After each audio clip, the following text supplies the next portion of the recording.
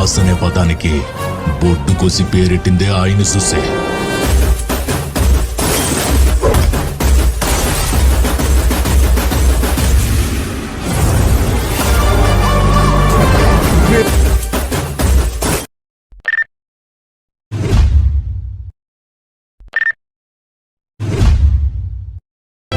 ಜೀವ ಜ್ಯೋತಿ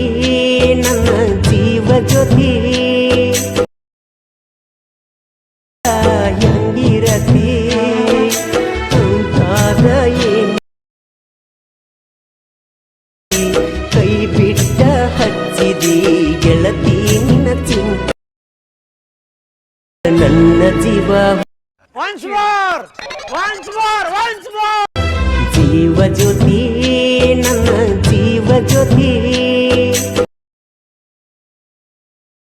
ಹೆಂಗಿರತಿ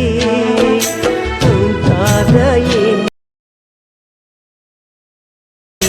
ಕೈ ಬಿಟ್ಟ ಹಚ್ಚಿದಿ ಗೆಳತಿ ನಿನ್ನ ಚಿಂತ ನನ್ನ ಜೀವ